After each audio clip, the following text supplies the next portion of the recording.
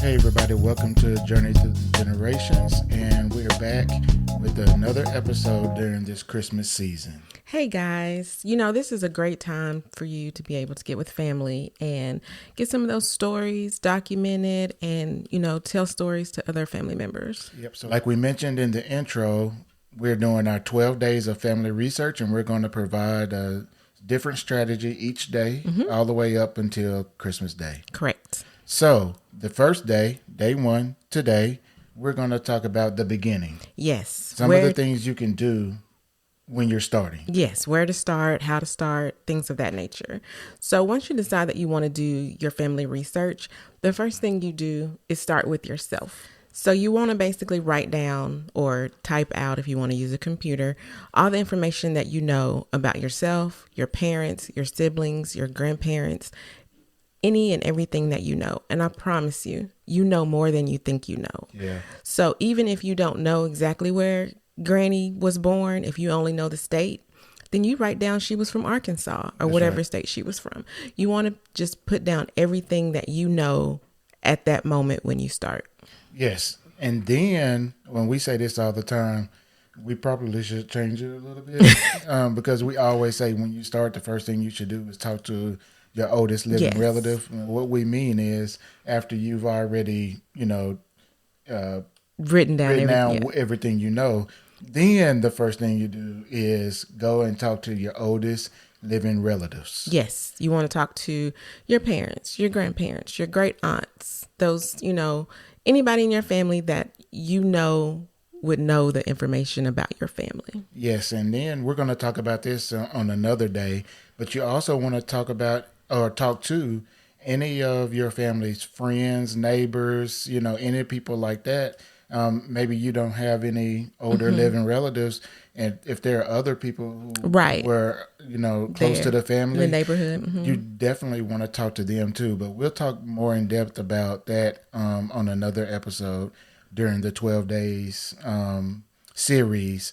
But yeah, you definitely want to make sure you talk to them. Yes. The thing to remember is that you want to document the names, the first name, last names. If it's women, typically you want to make sure you know their maiden names. You want birth dates, death dates, marriage dates, and just the basic information, places where they were born, places where they got married, death dates, cemeteries, any information that you may have about your relatives is the information that you want to start with. Yes, and then you also want to start recovering any documents you might have or your parents may have, any photos, report cards, certificates of baptism. If you have a family Bible, you definitely want to get a hold of that. Right. I'm still looking for mine. Yeah, so I think I have mine, the ones we had, I think. Or maybe my mom has it. Yeah, I know your mom has one. Okay. What's that one out there in the living room? It's technically a family Bible, but there's no genealogy information in it. Oh, got you. There's a section, a family tree in the middle of it, but nobody ever filled it out. Oh, got you. But It was my grandparents' Bible, yeah. Oh, yeah. And, as a truck drives by our window, a very loud truck. So, yeah, you definitely want to, start procuring those, items and getting them. And you definitely want to also, sometimes our older relatives don't want to let go of that information and those items, and they will not let them leave their house. Right. You definitely want to, I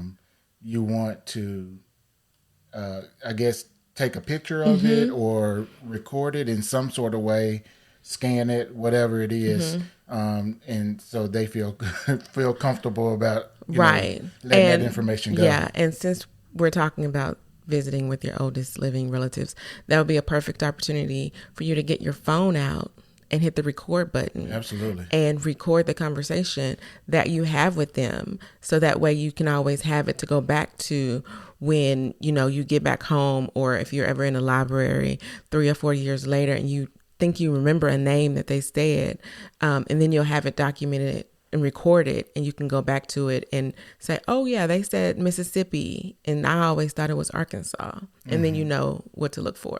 Yeah. And you want to, make sure you set goals of what it is that you're wanting to find. That's yeah. How far you want to go back, and you want to make sure you kind of have a plan of what you're gonna do, and then you also want to make sure that you find out if any relatives have already done some of the work, because I was fortunate enough that in a lot of my research, it was already done for me. I just looked it up and boom, there it was. So, most people don't get that lucky. And I didn't get all of it, but I got a good, Right, portion. yeah. I guess the part that I actually was looking for, I got pretty easily. Now there's plenty more I need to do, and that's not coming so easily, but no sense in doing work that's already been done. Correct. And you can focus on something else. Yeah, and that means that you have another family historian in the family that you can work with, bounce ideas off of, and things like that, and that will also be helpful. Yes. And then what you want to do is you want to create your family tree once you have all that information. Create that tree, put it together, and you'll be surprised that, all the information that you have a bigger tree than what you may think. Seeing it on paper is different. It's very different when you actually see the different generations that you are able to identify. Yes, for sure. And then you have resources available to you. They're not all paid. There's some free options. Definitely want to start there. So start with someplace like a family search. You also have your local library you can use. Absolutely.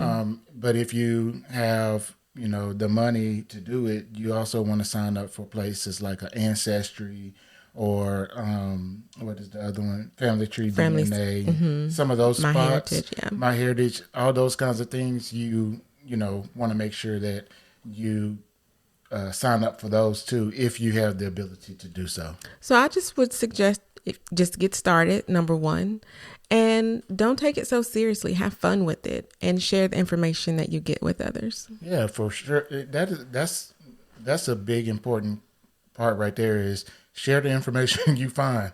It doesn't do people good if you just keep it to yourself. Right. So tell your family story. We say that all the time. Tell your family's story. So yeah, just keep it going and find what you can find and just go from there. And if you are just getting started with your research after listening to this, let us know how it went for you. Definitely. You can find us on Facebook and Twitter. And then we also have our blog, journeythroughthegenerations.com. And we're on YouTube. So you can find us doing a lot of different things. So, all right, guys, we appreciate you for joining us for day one. Yay. Where's my applause button? Yeah, so definitely appreciate you guys for listening. Come back tomorrow for day 2. All right, guys, y'all take care. Thanks, guys. All right, peace.